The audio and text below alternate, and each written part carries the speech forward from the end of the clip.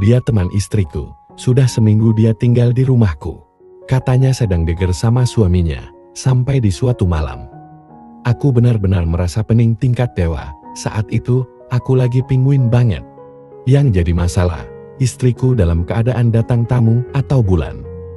Aku nekat masuk ke dalam kamar di mana teman istriku tidur. Aku sudah gelap mata. Sudah gak bisa berpikir apa dampaknya jika teman istriku teriak. Tapi ternyata, semua berlangsung di luar dugaan. Awalnya teman istriku memang menolak dan bilang, "Bagaimana kalau Putri tahu?" Pertanyaan yang secara langsung memberiku peluang. Berarti kalau istriku gak tahu, dia pasti mau. Dan benar sekali, tangannya yang semula memegang erat, jadi melemah. Dan pada akhirnya, Meli jatuh juga ke peyukanku. Itu baru permulaan, karena selanjutnya, bahkan dalam semalam aku melakukan secara bergantian, tapi istriku dulu baru Meli. Mau tahu cerita lengkapnya? Simak sampai habis di video ini, dan jangan lupa like dan subscribe channel ini ya. Terima kasih. Meli Nur Cahyati.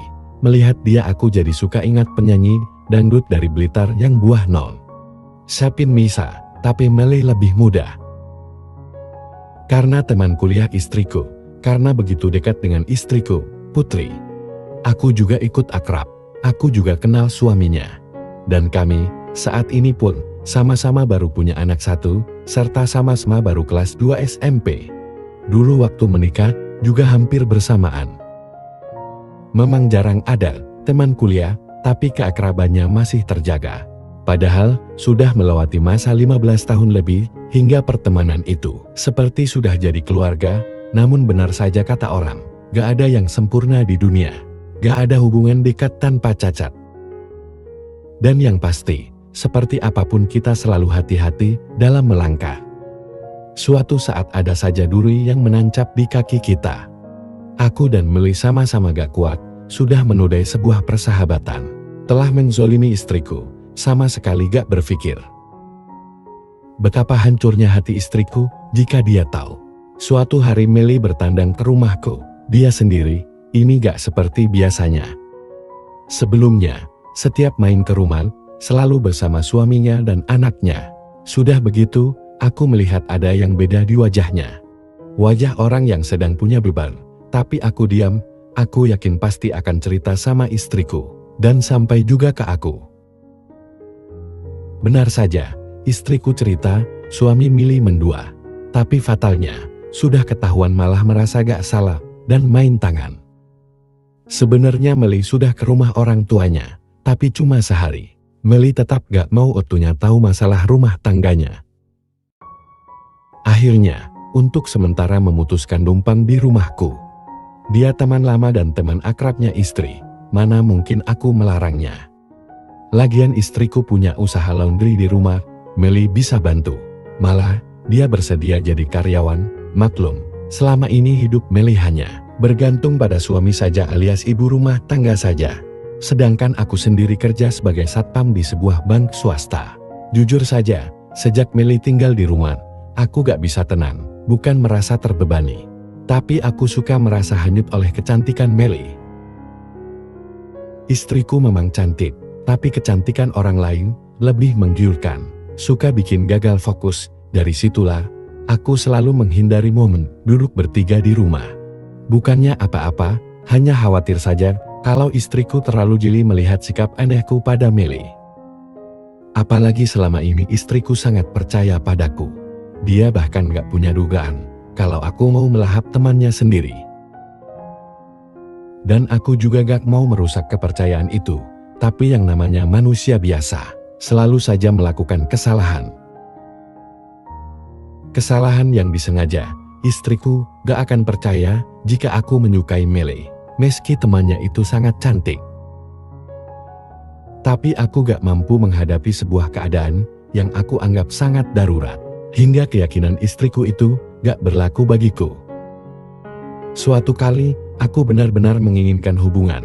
Tapi aku kecewa ketika melihat istriku membeli bungkusan itu.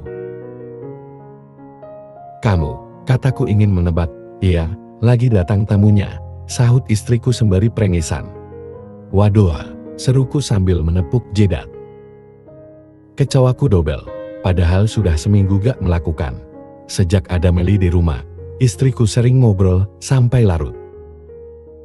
Dan ketika keinginanku sudah sampai di ubun-ubun, Putri malah lagi palang merah. Aku lemuas, gak berdaya, wasein tenan.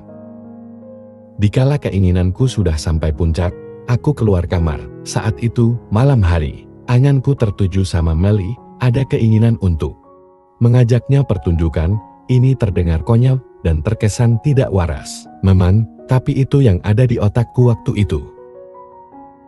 Meli pasti sudah lama gak melakukan sama suaminya. Mereka sedang konflik.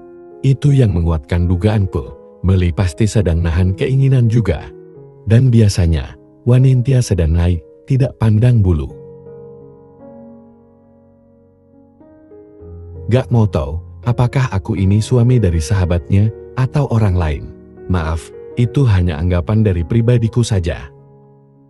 Tepat pukul 1 WIB, aku mengunci Hemar dari luar. Untuk jaga-jaga, kalau Putri bangun. Selanjutnya dengan langkah hati-hati, aku melintas menuju kamar Meli. Keadaan yang sepi bikin injakan kaki di lantai jadi terdengar saja. Aku menjinjit saat melangkah. Jantungku berdetak kencang, kala membuka pintu kamar. Ternyata gak dikunci. Perlahan aku masuk dan perlahan pula menutup lagi, serta langsung menguncinya. Sejurus aku berdiri di balik pintu, memandang ke arah Meli, cantiknya. Dia sudah tidur pulas. Sekilas aku merasa kasihan mengingat nasibnya. Mestinya dia tidur bersama anak dan suaminya di rumahnya sana. Aku masih berdiri, ada keraguan dan kekhawatiran yang bersemayam di dada. Bagaimana kalau dia melakukan reaksi yang gak sesuai harapanku? Teriak, misalnya. Aku sudah gak bisa berpikir sejauh itu. Keinginan untuk itu kian menghentak-hentak kuat. Usai menenangkan diri, aku melangkah menghampirinya. Sudah berdiri di sisi ranjang. Aku akan membangunkannya. Meli, kataku sambil mengguncang-guncangkan kakinya. Mas Diko, serunya dan seketika menutup mulutnya dengan tangan, kala aku memberi isyarat untuk tenang, dengan menutup mulut dengan telunjuk. Dia bangkit duduk dan masih menunjukkan sikap kaget, dengan sesekali melihat ke pintu. Khawatir kalau Putri datang, Mas Diko mau ngapain? Tanyanya. Aku suka kamu, Mel.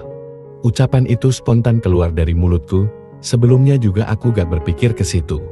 Tapi aku ini temannya Putri, maaf, ucapnya. Teman yang sudah bikin aku kedanan, sahutku. Tapi, Meli gak melanjutkan ucapannya, tanganku sudah menggenggam jemarinya. Dia kaget, tapi hanya diam, tertunduk, bagiku itu lampu hijau. Makasih sudah mau menampung aku di sini ya Mas. Dan jujur selama di sini, aku gak berani menatapmu, karena takut terpikat. Ucapan Meli seketika bikin aku terpengaruh.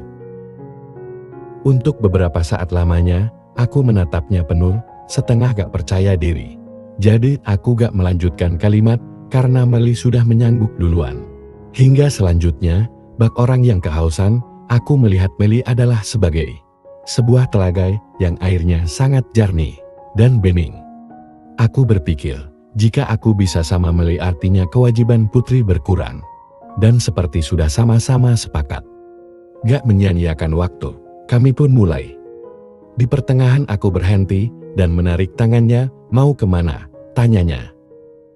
Seperti kecewa karena aku stop mendadak. Kita pindah ke lantai saja, jawabku, kurasa spring bednya sudah terlalu tua. Menimbulkan suara, lebih leluasa di bawah, Meli paham, dan mengikuti apa yang aku mau. Selaksa gelombang yang berdebur, kami membaur. Bergulungan deras menghempas, ada yang terbakar. Kami susah lincah seperti rusai yang menyulam rasa. Terus berlari tak mau terputus, terus memacu, dan terhempas seperti kapas. Aku gak tahu, perasaan seperti apa yang ada di hati Meli. Apakah merasa bersalah, atau merasa bahagia, atau mungkin dua-duanya. Tapi yang pasti, di pagi hari, aku merasa bahagia. Bahagia yang tak terkira, kala di meja makan, melihat dua wanita yang notabene sahabat akrab yang sudah aku jelajahi semua. Dan gak nyangka, ternyata Meli berani melanjutkan hubungan. Hingga di malam-malam berikutnya, aku selalu berkunjung ke kamarnya. Bahkan ketika Putri sudah bersih, aku harus mengantri keduanya. Ternyata anak juga jika punya istri dua. Berbagi cinta tanpa ada kebencian dan sakit hati. Tapi aku kecewa ketika Meli pamit pulang. Dia gak menjelaskan apa yang sudah mendapat. Kesadaran jika hubungan kami sangatlah membahayakan. Atau mungkin dia sudah bisa memaafkan suaminya.